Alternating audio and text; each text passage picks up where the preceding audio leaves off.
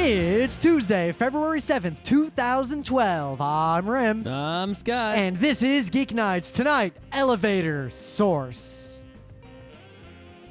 Let's do this. You know, I think ticker tape parades are one of those things that I will never get sick of, only because they are so rare that their occasion warrants some manner of celebration. Well, if you said you would never get sick of them, but what if they happened every day? Well, if they happen every day, good God. Then you would get sick of them. But I won't, because they will never happen that often. Because, That's true. One, they're a thing that really, in the modern world, can only exist in New York. I mean, ticker tape implies stock market, even though we no longer use ticker tape for anything. But we should buy rolls of ticker tape on eBay just to use it in the parade. I was thinking about buying it for the office when I was at my old company. Because remember, we were a broker-dealer, for Wall Street. There was an old New York Stock Exchange ticker machine, like the thing with the glass dome that printed out quotes. Yep. And I wanted to hook it up to an Arduino. Yep.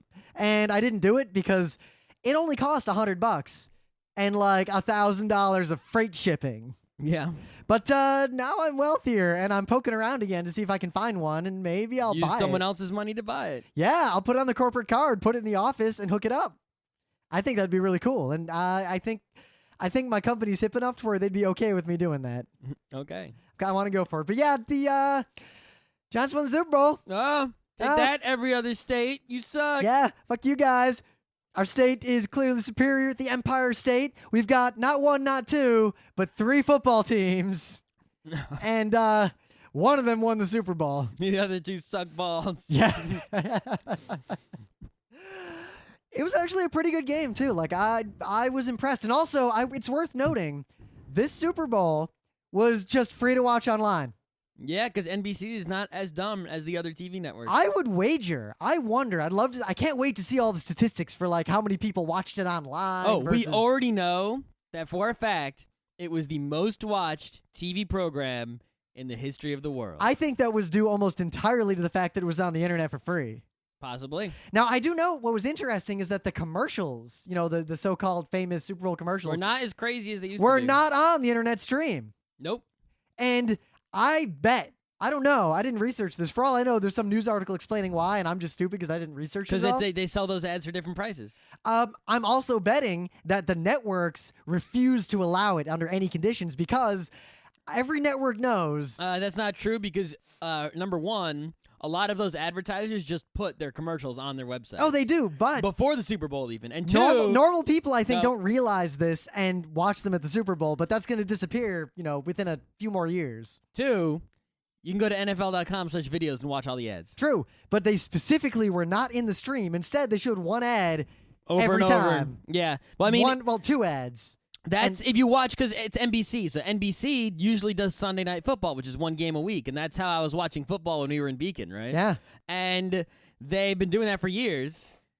And they've always just shown like 1 or 2 ads over and over again during the regular commercial breaks on that system. Now, so what it's I the really same wonder- exact system they use for Sunday Night Football. Yeah. They can't just suddenly change it to show real commercials. The system can only handle a handful I don't of know commercials. if it's the system can't handle, or I wonder what the actual pricing structure is in the back end. Yeah, and it's what the definitely agreements different are. pricing Because contracts. I think that the one supposition I have is that the advertisers didn't want to pay shit to be on the internet because who cares? It's on the internet anyway. Mm-hmm. And the network was like, got to make money somehow. So they sold different ads for the internet demographic, which meant 2 ads.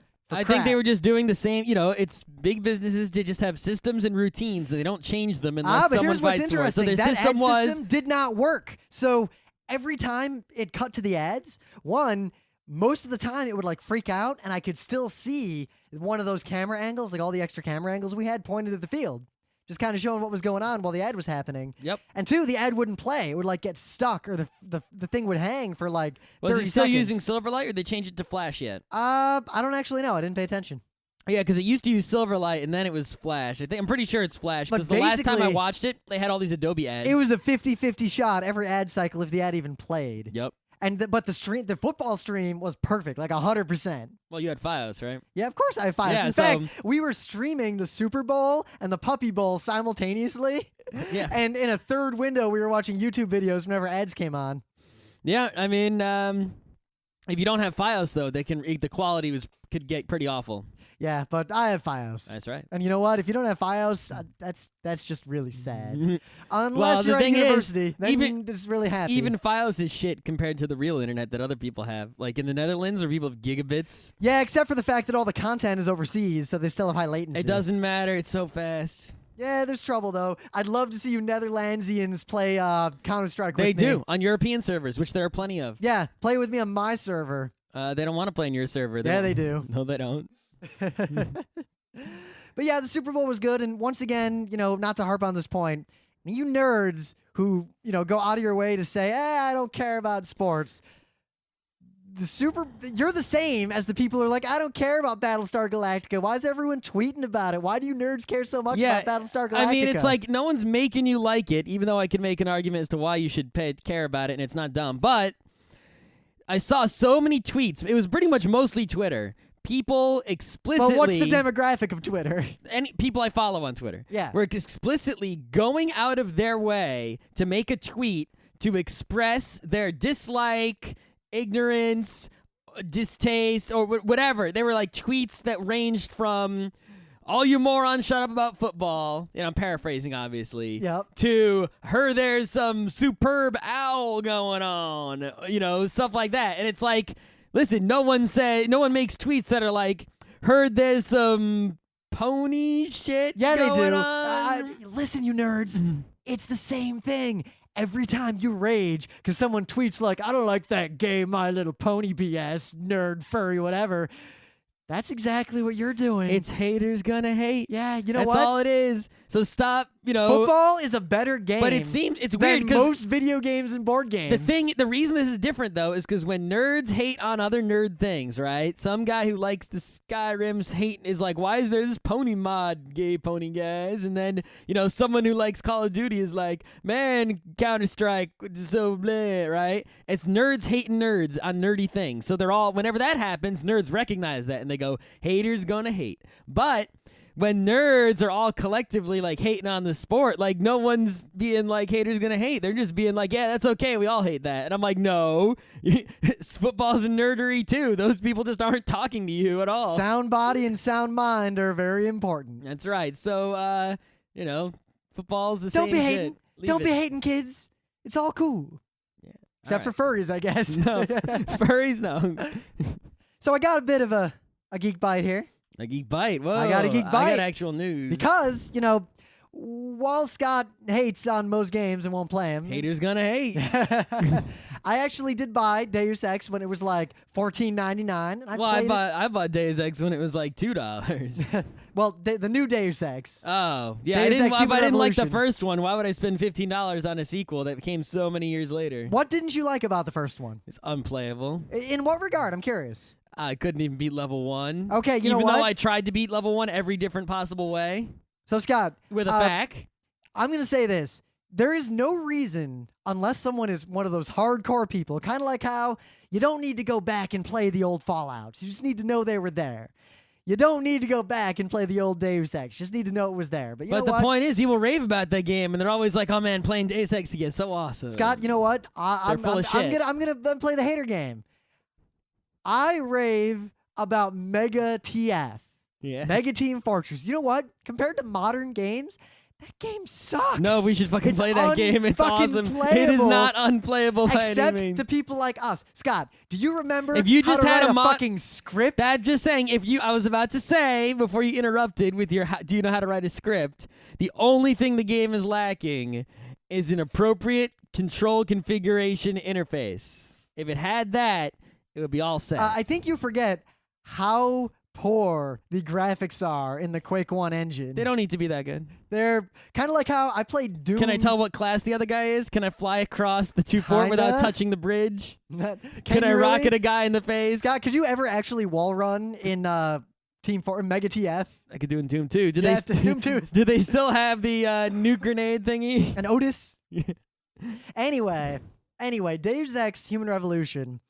Don't forget about Deus Ex. Just play that game because it was super fun. I got about 27 hours of, I got 26 hours and 55 minutes of enjoyment out of that game. Oh. It's super fun. It's stealth that works really well. Uh, I didn't really know. I kind of played the game. I think I talked about this in another episode, as though it was Ghost in the Shell and I was the major. So I only ever put upgrades into things that made me better at hacking, sneaking, and butt. But in every situation, I thought, what would the major do? And that made for a really enjoyable experience. The stealth stuff works. Like, guys kind of walk around intelligently, and there's always a vent, and if there is an event, there's always some clever thing you can do, and it's pretty intuitive. I had almost no difficulty. Like, one boss fight took me like 10 attempts before I figured out the deal. I only have one complaint with the game. The ending is fucking bullshit. I was pissed off. Are you sure maybe you didn't get the good ending? No, I got all the endings. Okay. And you know what? The end of the game was so fun. You know, games can have crappy endings. I've lived through that in my life. But the ending to Deus Ex Human Revolution was so cheap and so lazy, so hackneyed, so forced, so abrupt. I was disappointed to the point of a little bit of actual anger. I would have rather the game just like crashed and not let me finish than have actually gone through the final end of the game. Was it the actual play ending or just like the video at the end? So the final sequence at the end when you're on this like Arctic base is pretty. Spoilers. Oh my god. You know what? You want some other spoilers? There's vents. You sneak through them and you jump down behind guys and you punch them in the face. No kidding. So there's this awesome end sequence. One, I heard Dave Riley and a bunch of people talk about how the end of Deus Ex was 4 buttons. Like, kind of like how Fallout 3 had the "Do you save everybody or are you a jerk" ending. So people kept saying, yeah, it's a 4-button ending. Like, kick a puppy, save a puppy, eat a puppy, leave the puppy to fend for himself, like little brother. I did not expect that they were not making a metaphor, that it was literally 4 buttons. Okay. That literally, after you beat the final boss, the game walks you into a room, and you're standing there, and there's an FMV, and a character says, "Well, you've won, blah, blah, blah. Now what do you do?" Say, "Well, you've won." Basically. She says something like, "If you want to tell the world what happened here, knowing full well that they'll probably abandon science and technology forever, press this button." And then a little button door like opens up, and there's a button. "If you think you should just fucking burn this place down, kill yourself and everyone in the facility to let mankind choose on their own, press this other button." And then another button opens up. And those are the only options you get unless you do some bullshit and find some people in the last stage. Then you get 2 other options. But one, the options don't make any goddamn sense. I did not like any of them. And I could think of 1,000 better options that the character could have actually done in the real story. So the end made no sense. 2, there's no difference between any of the endings. There's no epilogue. There's a million open threads. You get nothing. No matter which button you click, you get a 4-minute or so kind of video of the real world. And depending on what ending you click, which button you click, you get a different like order of the scenes in the video and a different voiceover. But the voiceovers all boil down to the same thing. What is humanity? What does it mean to be a human? Are we really capable of harnessing this sort of technology? What if people abuse it? Have people ever abused technology? With these cliche images of like Nazis and atomic bombs. And Me and play gods. And then that's it. You don't even get to see the results of your decision. You get this same vague bullshit, half-assed bullshit. You and play gods. And you know what? This is why I don't care about story in fucking games. I just care about the actual game. The story was good. Other than there's one, I'm going to make another spoiler. If the story's so good, I'll just watch it on YouTube. I only want to play a game if the game is worth playing. Yes, the game is worth playing. Sans but story. at the same time, the story was revealed in interesting ways throughout the game, mostly in the course of actual contextual play, much like Half-Life 2. Mm-hmm. But apparently not at the end. Everything except the end, yeah. The end was just... and the thing is, all they would have had to do a 180 on that bullshit was to just, instead of doing that kind of existential, half-assed, no-answer BS where all the endings are the same, if they just given me a denouement, like if the ending for each of the buttons had been just a 10 years later video, like what the world is like 10 years later after you did X, that would have been fine. That would have been awesome, in fact. But no, you get nothing. Anyway. Otherwise, the game is stupid fun. If you want to play a good stealth game, play Deus Ex Human Revolution. You can go to GOG.com and play Metal Gear. They have Thief Gold and Thief 2, the only real stealth games I've ever played in my life. They are both now available at GOG.com with We've no never done a DRMs. show on Thief, have we? I got Thief Gold. I didn't get Thief 2 yet. I have a copy of Thief 3 that came with my video card you a long time Thief ago. 3. Thief 3 was okay. And I started playing Thief Gold, and you know what? Still fucking a real stealth game where stealthiness works, and it's awesome, and it's a good game. Scott, you should play Human Revolution because the stealth works and is awesome. Maybe if it's $1. Yeah. But seriously, the stealth really works well. Like, simple stuff matters, like doors being open or closed and distance and, like, all the sounds you make actually... You mean the same as Thief 1? Yeah, it's a lot like Thief 1. Even though the Thief 1 got it right 100 years ago. Yeah, so another game also got it right. So it did the exact same thing. If it's a new game, it needs to be much more advanced. If you, it's like, yeah, I got it right. Great, you did the same thing that they did in the 90s. Good for Scott, you. You made no advancement or improvement whatsoever. I think you're being a little too black and white and dismissive here. Fuck Scott and haters. Deus Ex Human Revolution is super fun. However, at the end, once you beat the last boss, just turn the game off. Don't even click. Don't even give the game the pleasure of picking any of its BS endings. Just watch them on YouTube. Also, I'm disappointed, spoilers, that 4/5 of the way through the game, one of the bosses is like, oh man, I'm just a pawn in a greater game. It's actually the Illuminati. And the main character's like, Illuminati? Yeah, right. It's actually the Illuminati. Great. Yeah, I was not pleased with that either. Spoilers. Yeah, whatever. Who gives a shit?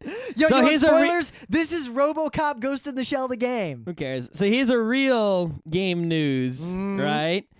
This is a geekery that I'm sort of not in and I never will be in, but I know it exists and I respect it, right? And that is the flight simulation geekery. And there are many levels. There are people who just go wee with a flight stick and they fly around. And then there's people who are like pretending to be air traffic controllers using like Skype and whatever it is they got to, actually control people who are simulating flying. And the people co-piloting. And I think there might even be people simulating being stewardesses, handing out drinks, right? I don't know what these people are doing, but they love flight simulating. And they got a lot of softwares they use. Isn't like X-Plane, isn't it like the free open source one or something? And there's another one that's like the expensive one.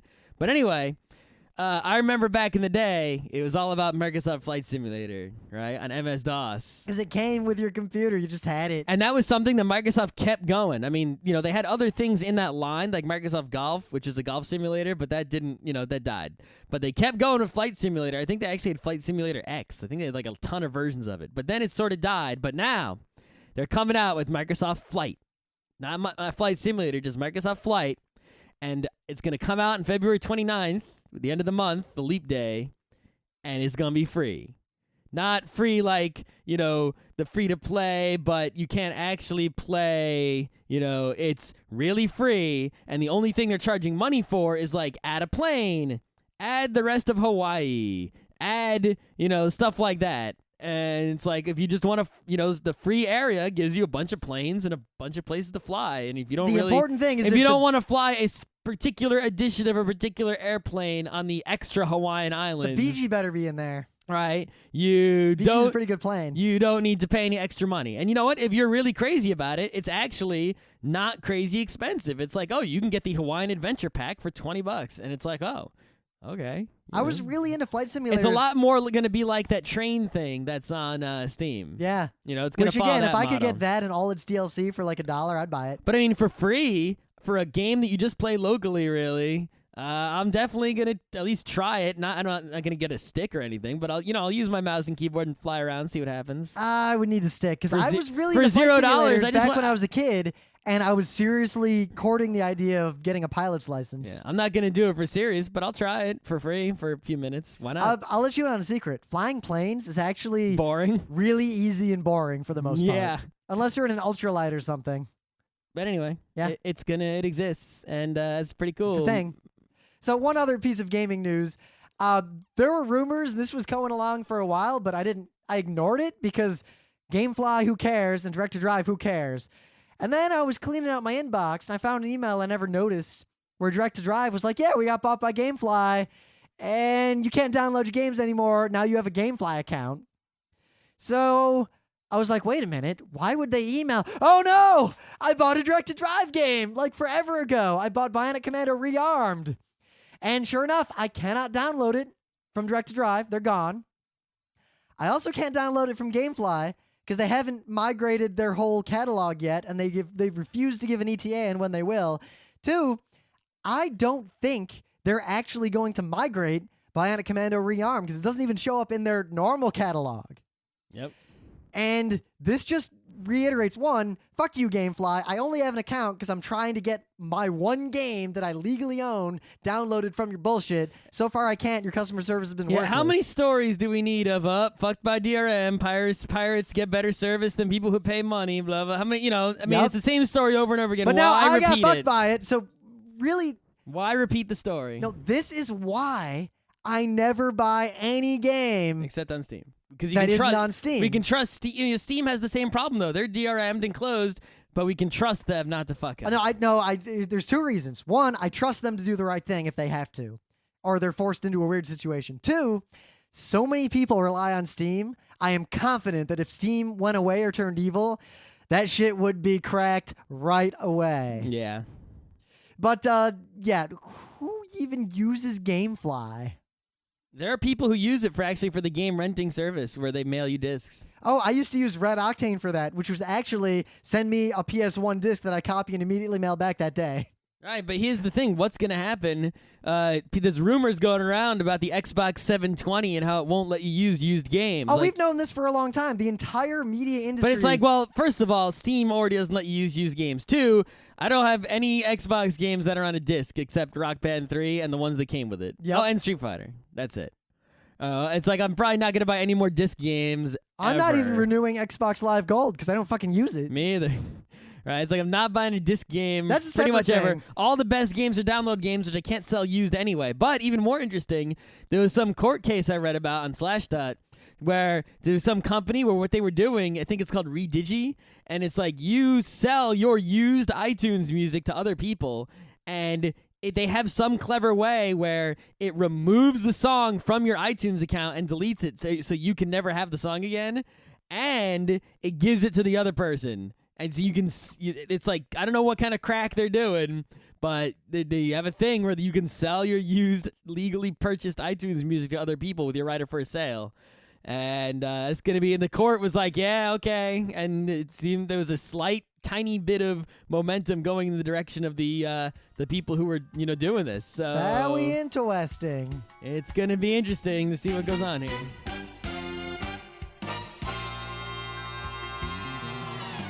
But anyway, things of the day. What do you got for me? So, I'm going to do my own thing. That's right. Masturbatory. I did something that is so awesome that it is a thing of the day of my, and I'm going to pick it because I did something and I think that I'm awesome enough to be a thing of the day. You know what? I agree. I think it's a great idea. So I made a Tumblr, and I'm not, replacing my blog with a Tumblr or anything like that, right?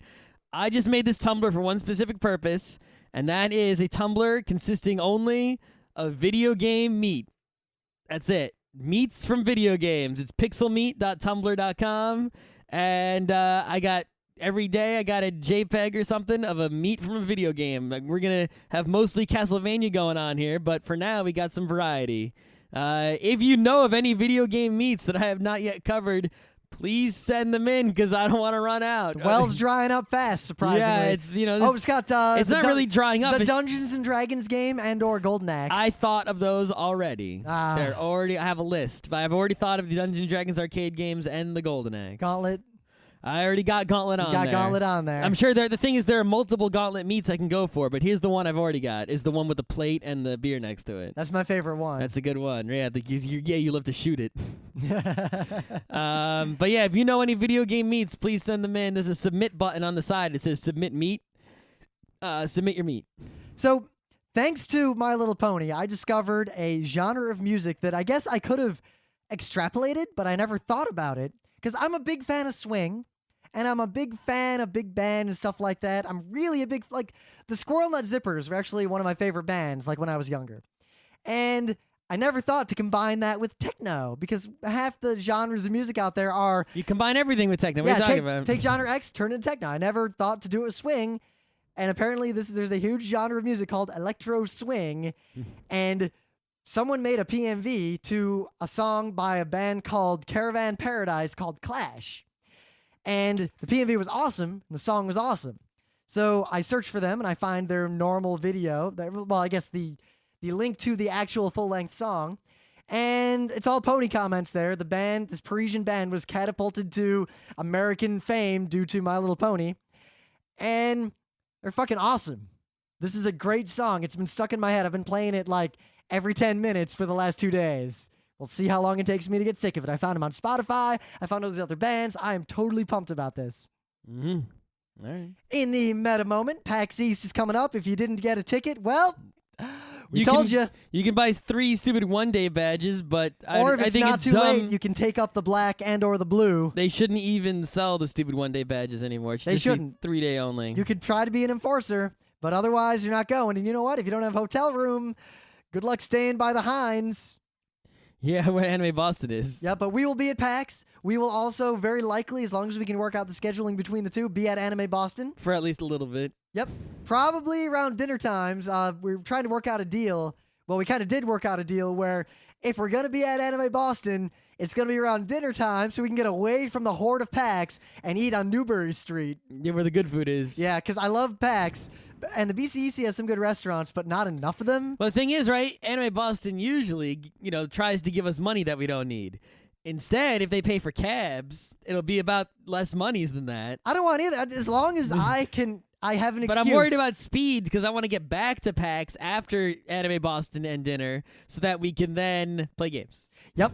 I'm super pumped. Yep. Kineticon coming along. Look for the website soonish for panel submissions and all that.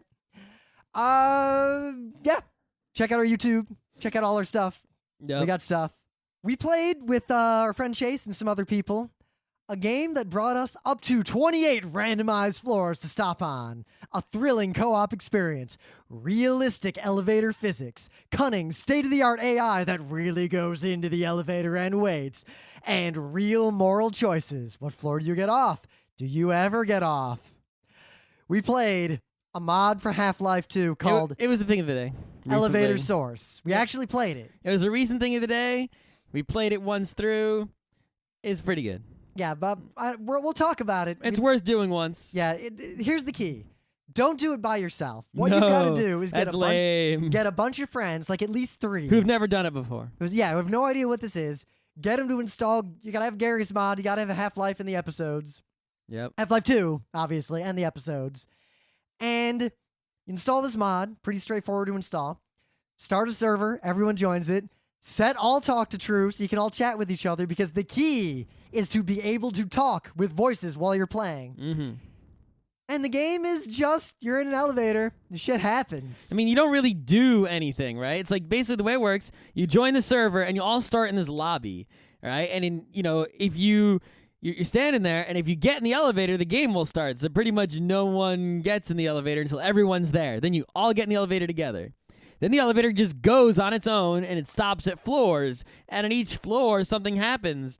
And you react to it because it's totally unexpected. And some of them are really creative things happen. Some of them were really creepy, actually. Some of them were creepy. So a lot of different things going on there. As some people get in the elevator, some people leave the elevator. A lot of stuff goes on. And it's just about reacting to this crazy shit that happens with your group of people. Now, what's funny is, this is, we always talk about games. The definition They're like, you can't even leave the elevator or do anything. It's not like there's nothing to play. There's nothing to shoot. A series of meaningful and or interesting decisions, or we use a competitive fair test of one or more skills among more than one player. Or maybe even one player, depending. But there's that third definition of an enjoyable pastime, because this game is in that third group. It's not, there's no skill, there's no real decisions to be made. It's pretty much an experience, a shared experience that is minimally interactive, but it's an exploratory one. Like, the first thing you do is you start hitting all your buttons, and like you hit a certain button, your guy coughs. Like, like I'm on an elevator and I coughed. Hit another button, and you check your watch, and there's little details. Like, the watch is accurate to the current real time. Yep, at least in your time zone. But yeah, it's almost like a role-playing game where you're being railroaded and you can't get off the tracks. So you right? start to follow these characters, and I bet you'll find, like, we're not going to spoil too much, but we'll spoil a few things just to give you an idea what this is like. Like, at one floor, it stops, there's weird shit going on, and this guy just kind of walks onto the elevator and starts waiting with us. And every time you play is going to be different, too, because I think it chooses the next floor randomly. Yep.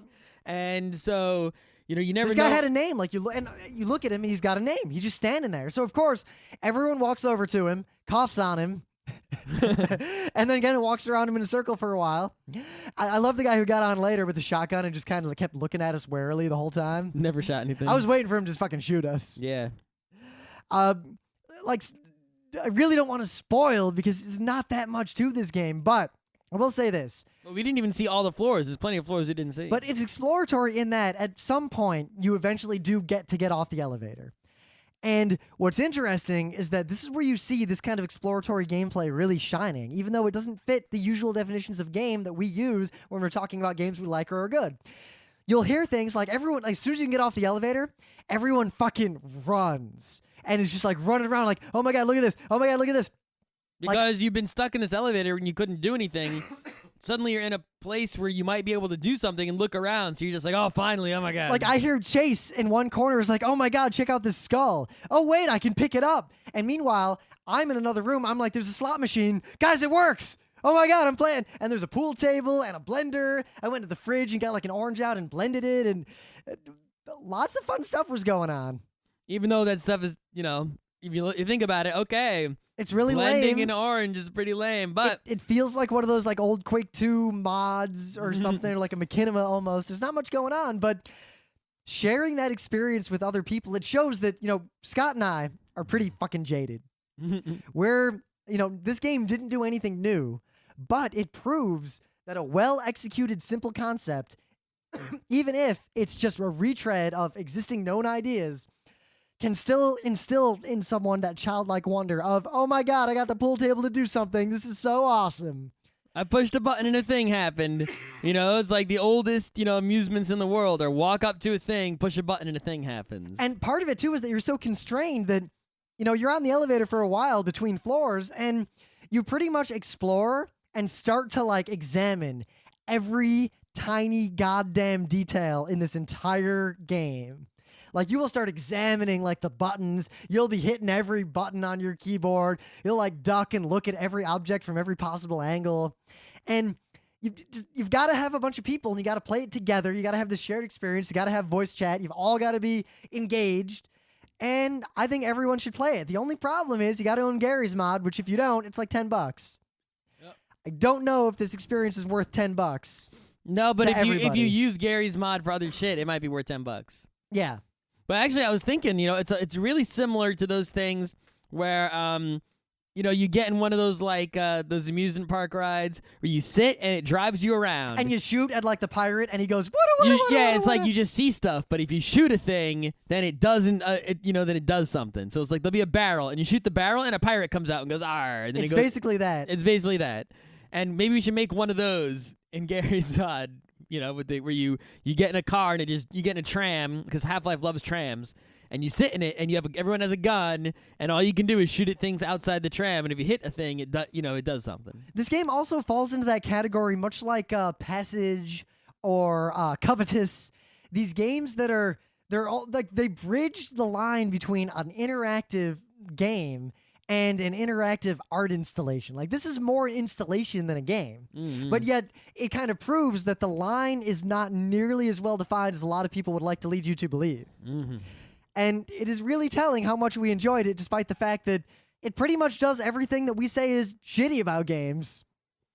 Well, it's not. I wasn't going into it expecting a competitive battle for who can win the elevator. Because if that had happened, if there was some sort of win the elevator, I would have ripped all your motherfucking throats out. Oh my God, this game could have done more, and it would have gone from a really interesting experience to transcendence. See, that's what I would have done to add more. I would have had like the same sort of weird build up.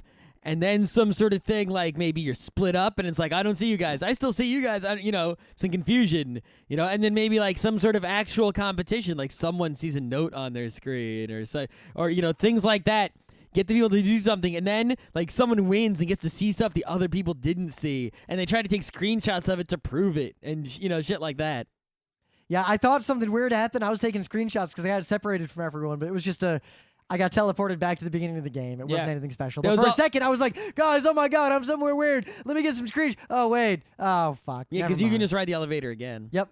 Yeah, also, it's got some cool stuff in there. Like, there's a part where, like, there's a TV and you can put YouTube videos in the TV, but it didn't really work. There's a lot of And there was also the part where, like, there was all these cats outside the elevator, but you couldn't see them, only we could. I know, like, I think I don't know what was wrong with my installation. You suck. I don't know. That's it. That's pretty much it. This is a fun experience. I recommend. It's kind of like how, not so much Four Swords, but Final Fantasy Crystal Chronicles, the original. If you play it by yourself, it's a pretty mediocre game. But if you play it with 4 people who get into it, it's one of the greatest gaming experiences you could ever have. And this is the same way, in that if you play it with a bunch of people who all come into it ready to experience it with an open mind and some optimism, it was enjoyable enough for us to actually talk about it here and say you should do it. And because we didn't have anything else to do a show on. Have we ever steered you wrong? Yeah. But yeah, we didn't have anything else to do a show on either. I mean, there's a bunch of Half-Life mods that are all sort of in the same category, like the Stanley Parable. Yeah. And and they're basically. But this one made the rounds. Right, but so did that one. There's basically this whole genre of Half-Life mods, which is I created a map with some scripted events and stuff like that, and you go through it, and it's the kind of experience that would you can't really make in a physical museum, because it would just take up so much space, and for one person to do it at a time wouldn't be economical. It's like even better than amusement park rides. You can do things amusement park rides can't do because it's all fake. So it's pretty crazy. And if you like amusement park rides, well, you'll love the hell out of these things, right? And there's a bunch of them, so try them all out. They added support for custom floors, so I think we could use Gary's mod and some documentation to make our own floors. I wonder if we could just give it to them or make our own DLC. Yeah, the thing with Gary's mod, it's basically like Stanley Parable is a mod. Yeah. You can you don't need Gary's mod for it. But, this needs Gary's mod, because basically Gary's mod is like the meta mod. It lets you make mods with it, and it does other crazy stuff. So a lot of people who can't really program a mod, which is not easy, can use Gary's mod to make a mod. But then anyone who wants to play that mod needs Gary's mod, the whole thing. Anyway. This was super fun. You should do it unless you don't have Gary's mod. You don't have use friends. You don't have friends, and $10 is a lot of money. But you should have friends on Steam. I mean, come on, guys. You've got to be able to get a posse of like 5 people to hide inside the bones. Yeah.